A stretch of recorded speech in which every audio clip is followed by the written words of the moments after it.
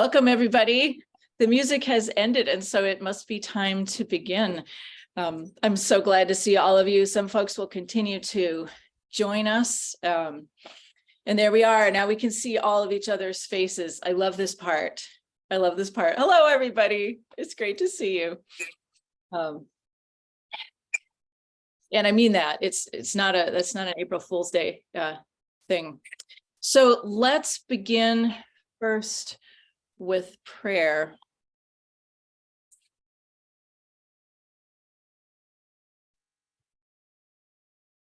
Holy God, we give you thanks for all the blessings of this life. We give you thanks, especially this morning, for technology that enables us to be together, even though we are physically scattered. We give you thanks this morning for Caitlin Clark and the Iowa Women's Hawkeyes, who make us all proud. We give you thanks for the day that you have made and the call that you have put on our lives to be your body in the world, to be your church in Iowa. And we ask you to guide us as we listen, as we speak. Give us the ears of your heart as we listen, and give us your mind and your eyes as we seek to understand. We ask all of these things in the name of your Son, our Savior, Jesus Christ, whose path from entry into Jerusalem through trial, execution, the tomb, and the resurrection, we prepare to follow this next week. Amen. Well, good morning, everybody. Again, welcome. I think we've got pretty much everybody, almost everybody who has registered. So it's great to see all of you. You may wonder where I am. I'm actually in California right now. And I'm just giving you this piece of information because in case you're wondering, I don't want you to be distracted. I fly back to Des Moines later today, but I've been in California to watch my oldest son's final theatrical performance of his high school career. So that's what I did last night. I confess I did not watch the game because I was watching my son. And I know you all understand those priorities, but anyway. So the first thing I would love to do this morning is we're going to hear from Board of Directors member Maury Bryant. He's going to talk to us a little bit about the Opportunity Fund of the diocese. You will remember that you have heard about this Opportunity Fund, and work has progressed in the background. And so Maury, if you are ready, I want to turn this over to you. Thank you, Bishop. Good morning, everyone. Can everybody hear me? Mm-hmm. Okay, great. The Opportunity Fund, if you didn't know, is a campaign that was created during our past 2022 convention back last October. The purpose of the fund, and we can go ahead and move to the next slide, please. But the purpose of this fund was to fulfill the vision that was held for when we called Bishop Monett to serve the Iowa diocese. And the direction of this is all around shared ministry. So if you think of a three-legged stool, these are the different legs of that stool. These are the focus points of this shared ministry initiative. Support our clergy and our lay leadership, strengthening our congregations, and deepening our connection to God. Next slide, please. So there's two pieces of this. The short-term goal, and if you recall, when the budget was approved, there was a $50,000 gap in that budget. And so the short-term part of the goal of the Opportunity Fund was to close that gap. And the update that I have, courtesy of Ann Wagner, and Ann, thanks for sending me that information, that gap has been successfully closed. So that's a good thing. The long-term goals that I think this This is something that we've just got to do. It's not a 1-year thing. It's from here on.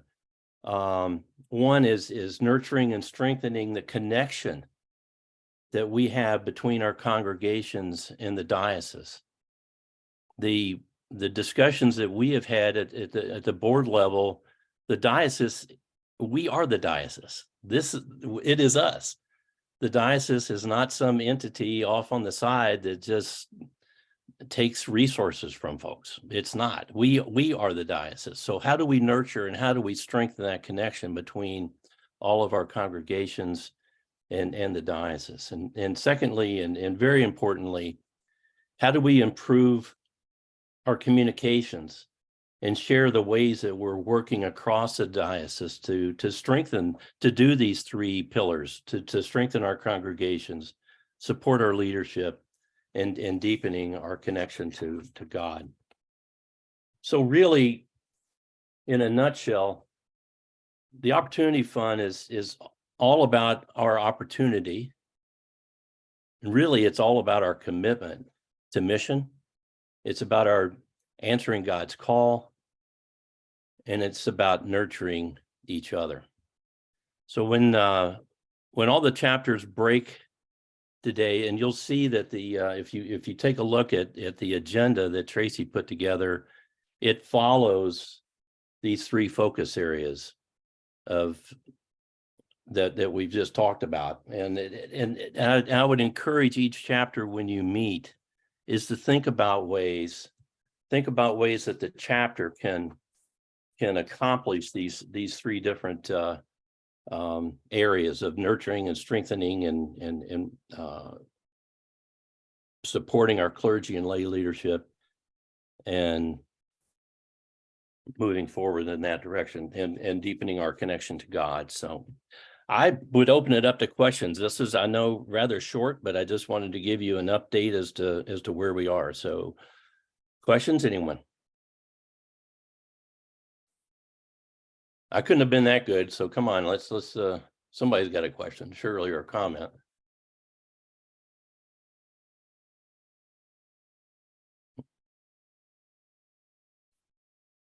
Well, Bishop, nobody seems to have any thoughts or questions, so I will turn it back over to you. You know, Maury, if I were you, I would take that personally. Thank you. Excellent job. Thank you. Well done. And I believe that Meg is next. Yeah, we decided to sort of organize this chapter meeting around those 3 areas too, so that we could talk about the ways in which the work is proceeding in all of those areas. So we're going to start with strengthening congregations. And the first thing I want to highlight is the work that's being done through Genesis 2. So 7 congregations across the diocese are connected through Genesis 2, participating in different ways, but they meet 2 times a month with teams or representatives from those congregations. And they're going to have up to 2 years of coaching and support and resources from trained leaders in the Episcopal Church that are focused on helping develop more faithful and healthy and effective communities of faith. So those congregations have all committed to being more focused on and faithful to their unique mission in their community, to being engaged in that mission with their neighbors in new ways, trying new things, and committed to being sustainable or working towards greater sustainability of all of their resources, time, talent, money, building, all of that. So right now the teams are sharing about their own spiritual journeys with each other, and as well as engaging in some neighborhood exploration and mapping. And you can check in on what we're up to every month if you'd like. Tracy's going to drop a link into the chat to our Genesis page that gives a little update each month of the things that they're working on. And even if you're not part of Genesis 2, I encourage you to check out, there's a church-wide gathering of folks interested in learning more about the work of redevelopment and revisioning. They meet by Zoom on the 2nd Tuesday of every month, and those meetings are open to anybody. 2nd Tuesday of each month at 1 p.m. Central Time. And she'll also drop the link into the chat of, for that, you just have to register to be able to get the link. And any questions about that, please drop them into the chat. And when I'm done, I'm happy to answer questions about Genesis 2 in the chat as well. We also wanted to share a reminder that one of the ways that we're able to communicate with your congregational leadership is if you tell us who they are. So every year we do invite you to send your updated leadership list to Beth Adams, eadams@iowaepiscopal.org. And so all of those folks that we might need to communicate with, junior warden, senior warden, treasurer, clerk, UTO coordinator, youth people, whoever your main contacts are, please include all their contact information when you send that to Beth, so we make sure that our emails are going to the right people. And I think that's all for me on this section. And Tracy, you're up next. Ms. Meg, another thing under strengthening congregations is Gilead grants. So I'm so happy, if any of you haven't heard, we have enough funds available to do 2 more years of Gilead grants. So very excited about that. We've changed a couple things in the process to make it easier. So there is still a required meeting with the grant review committee before you submit an application. And that has been really valuable to everyone who's applied, because that committee is fantastic with helping you think through your ideas, helping you hone it down into an application if you're not sure. So you can be at any stage of thinking or planning. We have some folks who have a couple ideas and they're not sure which one could make a grant, and they're able to help from that end. Or if you've got a project really in mind and have a good plan and idea for what you want, they give some fantastic feedback for things to make sure to include in your application to make it stronger. So I did just want to share quickly where you can find all of the grant information. And if you forget all of this after this meeting, that is fine. Just get in touch with me. So let me just share my screen real quick here. You're able to find it if you were on the homepage of the website. You would go to resources and then click on Gilead grants, and you're there. So the grants are available in these different categories listed on the top right. If you'd like to see what others have done, there are buttons here that link to the past 3 years worth of grants awarded. So some folks get some really great ideas from what's come before, and I can help connect you to folks who've done a grant if you're looking at doing something similar. Everyone's been really fantastic about sharing ideas and helping each other out. Some more information for how to make a great application, but really want to draw your attention to, again, needing to meet with the Gilead Grant Review Committee, a couple members before you submit. If you're wondering what that meeting looks like, a few of them were gracious enough to do a short video with me, so you can take a look at that. And then down here, this prepare your application, that's where you're going to find all the different applications, every question on the application, so that you can really prepare and think through your idea ahead of time. And again, the committee is great if you're kind of between a couple of them and not sure which one, they can help you hone that down further. But this is available on the website year round. So really great to start thinking about it ahead of time if you're able to. And so everything else you'll need is on here. And that is all for that section. So hope that some of you will apply or apply again, and feel free to get in touch with me with questions. And just a quick housekeeping note, all of these links that we're dropping in the chat, we'll be sending in a follow-up email after this meeting. So if you miss these, don't worry, we'll send everything to you. All right, and next up, we are moving into the category of supporting our clergy and lay leadership. And Bishop, you are up next. Thank you. Yes. So supporting clergy and lay leadership is one of our priorities for this year. And there's a bunch of different things going on to make that happen. One of the things that I want to let you know about is I'm kind of rebranding, I think, the Zoom meetings that we had before for, there were a Zoom meeting for clergy and a Zoom meeting for congregational leaders. And there was some overlap between those two categories, of course, but they're not exactly the same. I'm rebranding those as open office hours. So these Zoom meetings are going to still happen. We'll have one for congregational leadership, and then a separate one that will be for clergy, and there'll be open office hours. So these are optional to attend. You can come and spend some time with your bishop. If you have something to bring up, I welcome that. I might have something to bring up. We'll have some opportunity to chat. We'll do some time in breakout rooms and so on. And that's what those will be like going forward. And just a heads up, and you'll get this information coming soon, but if you want to write it down and save the date, the next open office hours for congregational leadership is May 23rd at 6 p.m. and more information about that coming. And the next open office hours for clergy with the bishop will be June 6th at 4 p.m. And in the meantime, if you happen to be a clergy person who was at the last open office hours, the Zoom open office hours, you'll know that I announced that I'm going to do some individual open office hours too for clergy who wish to sign up. So more information about when those will be coming and how you can sign up for a 20-minute Zoom conversation with me just at some different times. So if you're clergy, take note if that's something you would value. And if you're not clergy and you note that your clergy person was not able to be here this morning, make sure that they're aware of that. So if anything, if there's any reason that you'd like to get 20 minutes with me, there's an opportunity to do that fairly regularly, and you'll hear more about that coming soon.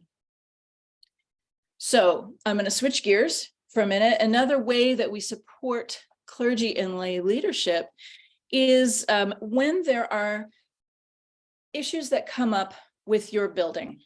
And we know that this happens periodically, and sometimes buildings require, say, a major renovation. Sometimes they even need some piece of your property needs to be sold or needs to be changed in some pretty significant way. When that happens, I want you to know you're not alone.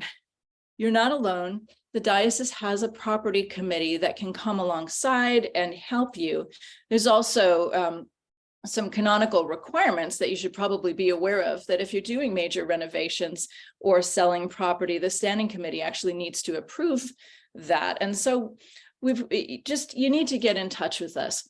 And one thing that I am really hoping that some of you will be able to put me in touch with some folks who are, say, contractors, general contractors for home renovations or for commercial renovations, real estate experts, architects.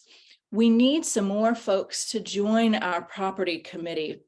It's kind of waned over the years. I'm sure that you're familiar with that as a pattern in church committees, right? A bunch of people come together, and then over time, some of them move away and some of them get interested in other things.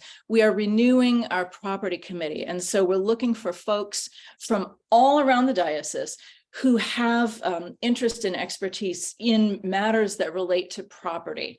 Okay, so like I said, contracting and building kinds of things, real estate, architecture, all of that. If you are interested, please let me know. You can get to me through Julianne. That's probably the easiest and quickest way. And if you know somebody, right, because it might not be you, but it might be somebody that you know, let them know, let me know. Let's have an email introduction, and we will, I'll take it from there. Because this is a really important ministry, and it's fun too. It's fun when people get to use their gifts to help serve their church. So I think that's all from me for now, and I'm turning it over to Meg. Yeah, thank you. In one of my roles as canon to the ordinary, I get to work with congregations that are in transition, but I also get to work with clergy that are new to the diocese, or new clergy, or clergy serving in new calls. And so one of those pieces is that we assign every newly ordained deacon and priest a mentor that they'll check in with regularly. And in addition, priests, new priests of the diocese and priests serving new calls in the diocese are also included in gatherings about 6 times a year as colleagues with Chris Lehman and I. And they build relationships of mutual support and learn together and pray together. So those are two other ways that we are working to support your clergy leadership. And Bishop Mono will share another one. That's right. So some of the clergy of the diocese and some of the staff of the bishop's office had the opportunity and took the opportunity to go through some coaching training earlier this year. So we are now a diocese with, I believe it is 22 trained coaches in our midst. So that becomes then a resource for supporting clergy and lay leadership. If you, in your congregation as a clergy or lay leader, are undertaking something new, maybe you're starting up a different kind of ministry, if you're applying for a Gilead grant and want a little bit of extra support, maybe after you receive that grant for how you're going to carry out that work, or if you're just kind of running into some stuff and you don't know quite how to move forward with it, we have trained coaches who can support you. The coaches are not going to tell you what to do. They are not going to give you a step-by-step list of instructions. The coaches will support you as you make your own decisions, create your own action plans, and create your own accountability structure. That's what coaching is about. So if you have an interest in working, it would be a short term. This is not like a 25-year commitment, right? This is a shorter term thing. If you have an interest in working with a trained coach from within the diocese, please connect with me. The best way to do that is through the email diocese@iowaepiscopal.org. So, and if you have any questions about like, what does that really mean? Direct those questions also to that email and we can get back to you about that. And back to you, Meg. I feel like we're playing tennis here. We also wanted to highlight two sources for lay formation for our lay leaders. These two places offer education and formation for things like training for licensed ministries. So the first is Bishop Kemper School for Ministry. They offer formation for people seeking certificates as a catechist or evangelist, preacher, or pastoral leader.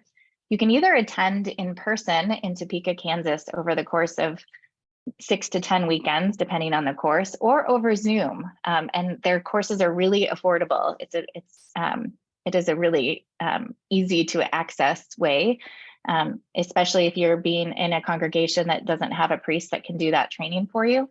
That is one option. And then the other is Bexley Seabury. The courses there are a little bit more expensive than the Bishop Kemper School, but might offer greater flexibility around timing because their courses are a combination of synchronous and asynchronous learning. So if you can't set aside that weekend time, that may be the option for you. And it also has training for those seeking certificates for catechist, evangelist, preacher, and pastoral leader. I also want to highlight, there are two other courses that are really worth checking out. One is the called Exploring the Doctrine of Discovery, taught by Mary Christ. It is well worth your time to engage in that course. And then the other is Becoming Beloved Community. If you've taken Dismantling Racism training in the diocese and want to dive a little bit deeper, I would highly recommend either of those two courses as good follow-ups for our Dismantling Racism training. And John, I will send it back to you. Well, thank you very much. Yeah, there's, whether you're a licensed minister yourself or, want to become a lay licensed minister, those programs Meg mentioned are excellent. We've got different forms online that are available to you for information too about those trainings. And I'll drop those into the chat here. You can also do training, those of you who are priest or person in charge, you can train at your congregation, and there's resources available to you there. You want to then turn in a form. You can email that or mail it to E. Adams at the diocese office, and then that, the bishop then looks at that. And if you do training yourself, do include a short summary of what training you use. And doesn't need to be highly detailed, but so we can look at that. And also on that form, it's important to list not only the new people and what training, but you can list people that no longer want to serve in that capacity. And that's important for us to know as well, so we can take them off the rolls. And that's part of, what comes into our Journal of Convention. All the dioceses, we can see in the congregations, who's doing what. And there's also, trainings available and that are necessary for us to, we want to keep our church safe. And most churches have a safe church administrator, and Amy's been helping facilitate that. But go to our church website and keeping God's people safe link, give you more information on that. You can also find resources on our diocesan website for racial justice and healing and reconciliation. You want to go to the mission and ministry portion of the website, and then to the racial justice and reconciliation and healing. And you'll find resources there that are very valuable, but also a calendar of events coming up, so you can sign up for dismantling racism. That's on the Becoming Beloved Community calendar. And I'll drop those links into the chat here. Sorry, hard for me I don't want to disrupt my speaking and do that, but I'll put those in there for you so they can be saved. I've got them in there for you, John. Okay, great. Thanks a lot, Tracy. And are there any questions? Otherwise, I'll hand it back off to Bishop. All right. Thanks, John. And seeing no questions, but if you do have questions, toss them right in the chat and we will get to those. Our third focus area is deepening our connection to God. I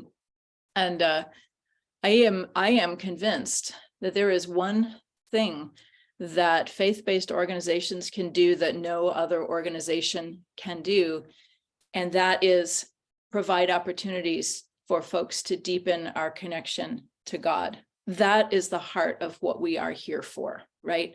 That's the heart of what we're here for. And we're moving into the heart of our entire liturgical year, beginning tomorrow, Holy Week. You guys don't need me to tell you that.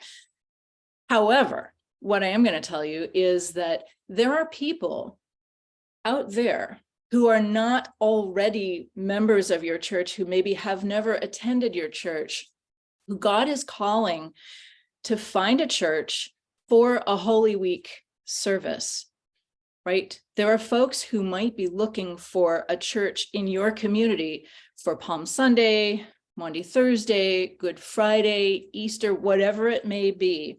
And so to maximize the chances that they find your church, it's a really great idea to do two things. One is to make sure that whatever website or Facebook page your church has and maintains, make sure that's up to date. Be absolutely sure that the Holy Week times are there, easy to find, front and center.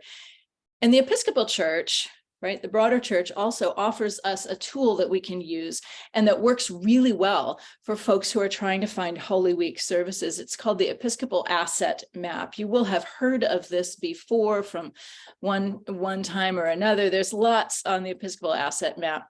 One of the important things there is your Holy Week service times, actually all your service times, but right now we're focusing on Holy Week. So update your asset map profile so that people who are in your place, in your town or in your county, wherever you might happen to be, and are Googling, Holy Week service or Good Friday service, the way the Episcopal Church maintains this page, it helps them find your church. So please, please, please update those places, update those service, invite those folks to your church. If you have questions, if you're not remembering, like, how do I access the Episcopal Asset Map? Like, what is that thing again? Connect with Tracy. She can help you. That is her area of expertise. So just connect with her and do that. So that was one thing. And that's kind of the outward facing thing, right?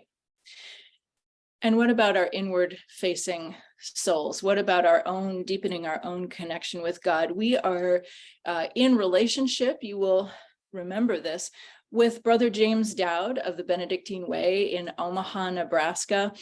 He came last fall for our convention, and he's been conducting contemplative prayer workshops throughout the diocese. There's one more coming up. That's going to be at Trinity in Davenport on April 22nd.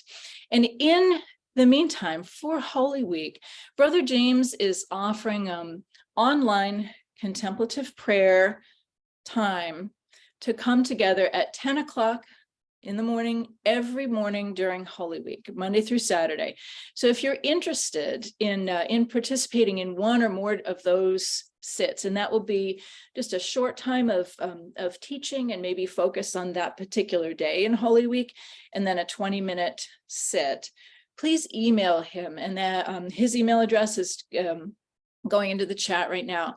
And this is separate from if you've connected with Brother James for the regular 10 a.m. Saturday sits. This is a different thing. So this is specifically Holy Week. So I absolutely encourage you to check that out if that is something that speaks to your heart.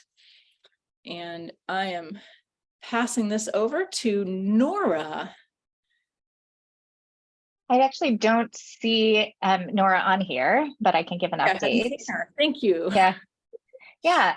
So the Beloved Community has in the past offered pilgrimages for the Underground Railroad in southeastern Iowa. This is the first time they're going to be offering one in southwestern Iowa, June 9th through 10th. And it filled up really fast. But they do encourage you to still check out the site and then email if it's something that you might be interested in. If there's enough interest, they'll schedule another one sooner. But I highly recommend those. It is a moving and contemplative time, and will teach you a piece of Iowa history you probably didn't cover in school. So the link to the information about it and the sites that they're going to, I put in the chat. And do email them if it's something that you might be interested in the future. All right, Amy, I think you're next. Morning, everybody. I'm going to give a quick update on youth events that we have going on in the diocese. Last weekend, we had an event called Small Acts, Big Impact for our high school students. We held it at All Saints Storm Lake and had a really great time serving the community in the Storm Lake area through outreach ministries that All Saints already does. So we have one coming up at the end of April in Cedar Rapids, Small Acts, Big Impact for our middle school group. So that's 6th through 8th grade. And we'll be working with outreach ministries that Grace Cedar Rapids takes part in, and hopefully connecting with our Coralville, Iowa City churches as well. After that, we are focusing on EPIC, which is our summer camp. It is for youth entering 4th grade through 12th grade. It will be held June 26th through 30th at the Christian Conference Center outside of Newton. We've got, I think, around 45 spots available. So if you know anyone who would have a really good time at camp, we've got very wonderful staff to take part in that. And it's a safe space for all and any youth, whether they're Episcopalian or not. So please encourage any youth in your congregations or any youth that you know to register for that. Two other big things we have this summer. One is this Simpson Youth Academy, which takes place at Simpson College. Reverend Eric Rucker is the head of that. We have 2 Episcopal youth involved in that, so please keep them in your prayers. That is in late June as well. And then the Episcopal Youth Event, EYE, is held every 3 years. So this is a more than national event within the Episcopal Church. It's the largest youth event held for youth within the Episcopal Church. So we have 7 youth from the diocese registered for that. And that is taking place July 4th through the 8th at the University of Maryland in College Park near Baltimore. So please keep us all in your prayers. That's going to be a very busy time in the DC area. So, but it will be a wonderful, hopefully transformative experience for the youth and the adults that get to go. Switching gears a little bit, I wanted to share a little bit about our upcoming young adult pilgrimage that Tracy and I have been working on for, well, several years now. This was supposed to take place in 2020, but as we all know, that didn't happen. We have companions coming from Brecon and Swaziland that will be joining us from August 8th to the 17th. We are titling it Gather at the River, and we will be traveling between the Des Moines area and Cedar Rapids area, staying at Prairie Woods for a few days. We'll be experiencing the Meskwaki Powwow in Tama. And then we've got some, fun experiences lined up that you can only have here in the US, I guess. So a baseball game, a day at the state fair, and one of the things our Brecon companions really wanted was an American diner experience. So we're going to give them that as well. The pilgrimage is open to, we have 6 spots available for young adults ages 18 to 30. And the application will be up this week. And all of that information, young adults and youth related information is on the website, but it'll also be in the e-news that we will send out next week. One last thing with young adults, if you have any high school graduates who will be graduating in May or June, whenever that takes place, please let Tracy and I know. We have started sending out boxes to recent high school graduates, whether they're at college or whether they stay at home and are working. So we just want to keep those connections with young adults as they leave our youth programs. So if you have any high school seniors that will be graduating, share their contact info with us, please.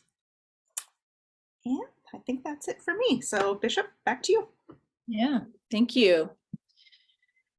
So we've moved through our 3 categories, and now we have a few things that come into all 3 areas. Coming up very soon is Summer Ministry School and Retreat, SMSR. This will be, save the date, you can see it there on the screen, June 23rd through 25 in Grinnell, at Grinnell College, just like it always is. The track offerings this year for SMSR are going to follow the same 3 areas of focus. So there will be areas in strengthening congregations, in supporting clergy and lay leadership, and in deepening our connection to God. So I absolutely encourage you to check that out. And particularly in the area of strengthening clergy and lay leadership, there's a couple of tracks that I want to lift up for you. One of them is specifically meant for congregational administrators, right? That person who basically holds the whole thing together and usually doesn't get a whole lot of appreciation. Beth Adams is kind of spearheading this, and there'll be some others as well. And I want to encourage you, because you are leaders in your congregation. I mean, you're on this call. That means you're a leader in your congregation. I want to encourage you to encourage your congregational administrator to attend and ask your congregation to chip in some of the funding for this, right? This is one of the ways that we can support clergy and lay leaders is by providing the support that is available that they need, helping them to access this. And some of that is financial, all right? Some of it is financial. A little bit more on that in a second, because the second track that I want to lift up to you is going to be offered by our Archdeacon, Judith Crossett, and also Deacon Pat Johnson. And this is about exploring the diaconate. So if there is somebody in your congregation, perhaps it's you, who is interested in exploring the diaconate, what it might mean to be ordained as a deacon, what that actually looks like, again, encourage that person to attend and maybe offer a little bit of financial assistance. The other thing I wanted to say about financial assistance is if it's just impossible to attend without some additional financial assistance, right? Let me know. You can connect with me through the normal ways in the diocese, but I don't want money ever to be the reason that somebody does not access support that they really need. So please, when the SMSR information comes out, which I believe will be in this next week, take a look at it. Think about who might really benefit from some of the tracks there and whose participation in those tracks would then expand out into the congregation, right? So think about those ripple effects moving forward. All right, that's enough from me, and I'm handing it back to John. Okay, well, we've got some save the dates for you there for their diocesan convention. It moves a whole week early just because of the way the calendar falls. So that happens every 7 years. So you want to make sure that you take a note of that if you're thinking, you know, like 31st kind of dates, things like that. So of special import for today are a reminder of offices that are open and that will be electing or affirming at convention. The Metro chapter will move to have a cleric representative, so that will have a clergy from Metro to serve a 3-year term. Southwest chapter, a lay person, and Three Rivers, a clergy. So as you feel called or your chapter talks today, or you know, that's something we'll want be settled before too long. There's other offices, of course, that we elect during convention, board of directors at large for a 3-year term, 1 clergy and 1 lay person. And then standing committee, similarly, a 3-year term, 1 clergy, 1 lay. So if you feel called to that, we'll be posting a list of, you know, kind of general duties and responsibilities for those and somewhat the time obligation and things like that. So you might know ahead of time. And a disciplinary board as a 2-year term. And there, this year we'll be electing 3 clergy and 2 lay. And we'll be posting soon information for certification of delegates. Your vestry may have already chosen those. If not, that should be done soon. And reminder that, you know, we've had now going in our 2nd year of a new formula for how many delegates you get. And we'd love to see every congregation take advantage of that as they can to send a maximum number of delegates. And also at convention, of course, we'll be talking about the budget, and there are no more questions. I'll turn it over to Ann and Bill to talk about the diocesan budgets.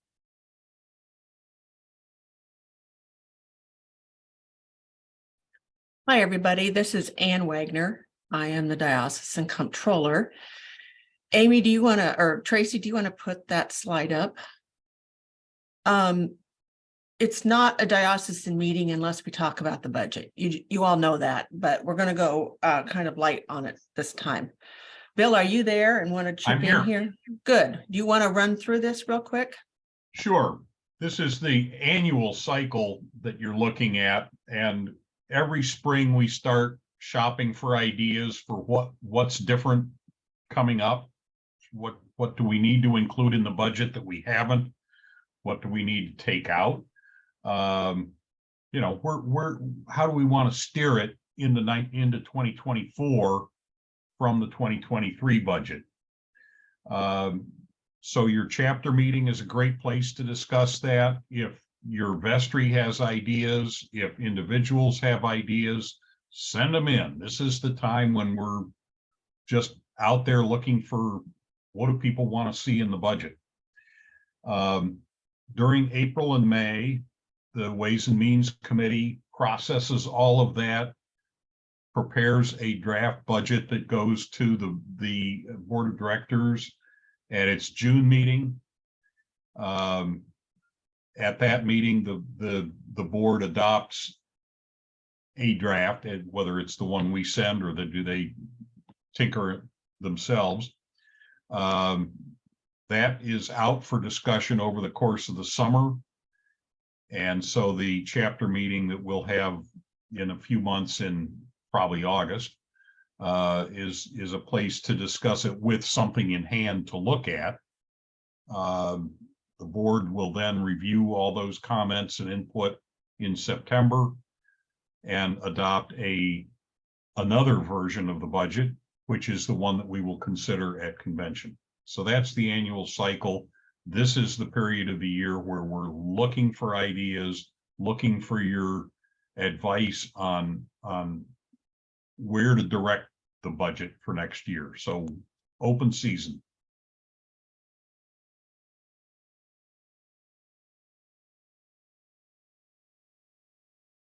Thanks, Bill.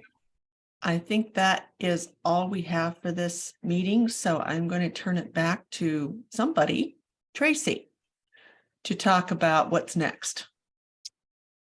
All right, lots of information. Hope you're able to catch some of that. And if not, like I said, we've had some folks in and out. So just want to repeat that we'll send a follow-up email to this meeting like we usually do, and include the links and kind of the overview of what we've talked about. So if you've missed anything, keep an eye out for that. That'll come this week. So next up, I think we're to most folks' kind of favorite part, which is going to be breakouts.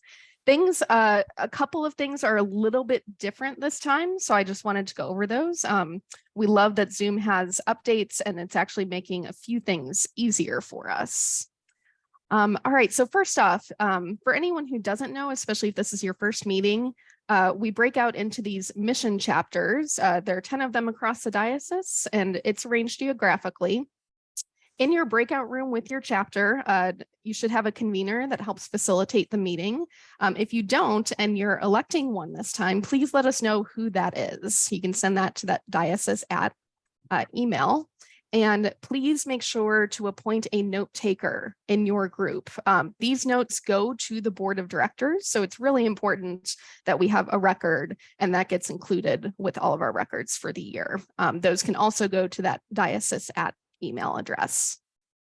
When your chapter is finished, you can leave directly from your room. We don't have anything else planned after you all talk, so you can take as much time as you need to in there. This meeting is scheduled till noon, so we ran through that very long agenda pretty quickly and efficiently today. So applause for everyone who talked so far and is keeping us on track. So you can leave directly from your room whenever you're finished. We'll leave the breakout rooms open for as long as you need to. If you have questions though for Bishop or for staff, come back into the main room. I'm gonna give you a how-to on how to do that. All of staff is going to stay in this main room and let you all go into your breakouts. But as you have questions, or if you want to chat, or if you'd like a member of staff to come into your breakout room and answer questions for anything, we are more than happy to do that. The way you do that, and this is important because the word leave is in both of them, you can come back into this main room at any time, like I said, to get a staff member to ask questions, to chat, or to ask one of us to come to your room, or if anything is wrong. We hope that we have enough things in place to keep folks from Zoom bombing, but many of you know we have had an issue with that before. So if someone's in your room who's not supposed to be or is sharing anything inappropriate, please come get one of us. Come back into this main room and let us know, and that's how we can get that person out. Once you're in your breakout room, you'll see at the bottom, your window might look like one of these. You might have to click on that leave room button, and then it pulls up that next screen where it gives you the option to leave meeting or leave breakout rooms. You won't have that end meeting for all. I just took a screenshot of mine. And as the host, you won't have that one, so don't worry about that. But coming back into the main room, make sure you leave the breakout room and not the meeting. That'll put you back in with us, and we can help you however you need or chat with you.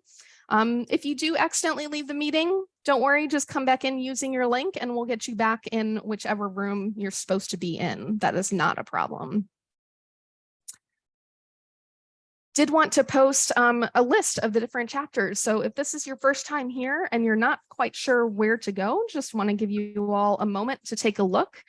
We will help get you sorted into your breakout rooms. So don't worry if you're not sure or can't find your church on this list. Staff is here to help assist with that. And what's going on in the breakout rooms today? What happens?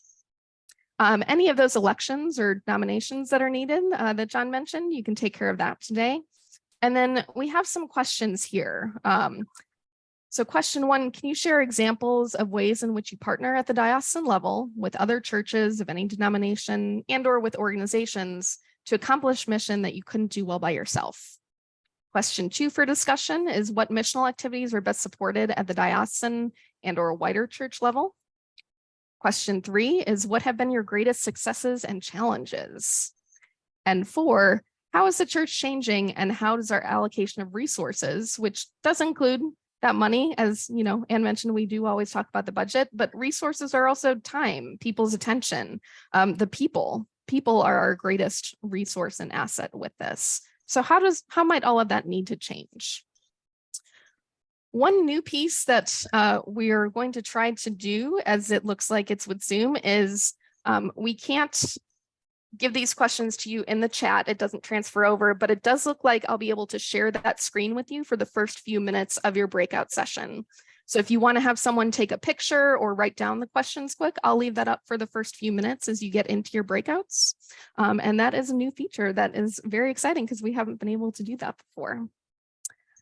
Are there any questions we can help with before we get all the breakout rooms open and send you on your way? Yes. Yes, Don. Good morning, and thank you all for a wonderful job of giving a synopsis of all of these important things. I forwarded to a number of my congregational leaders the link for our time this morning on Zoom.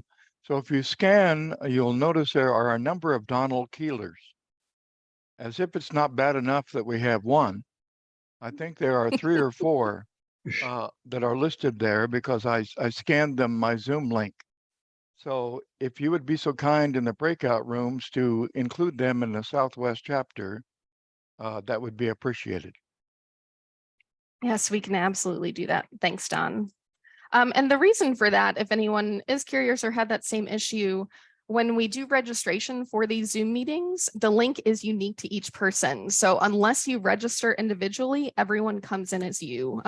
We don't usually recommend that. We know that sometimes that's just a last minute thing that happens. So no worries. And those individuals can rename themselves, or we can help with that renaming in a bit as well. And Wendy, I'm seeing your hand up.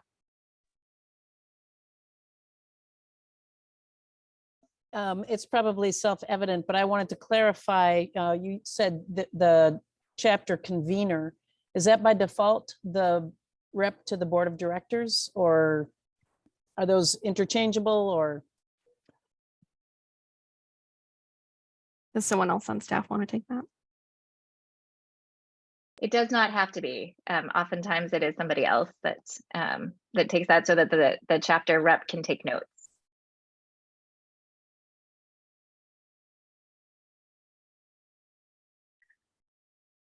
All right. I'm not seeing other questions in the chat. I'm going to go ahead and open those breakout rooms for y'all. You've got a good hour or so, or as much or as little time as you need. If you have a pressing question, feel free to stay in this room for a second, or like I said, you can come back and forth as you need and let one of us know how we can help you.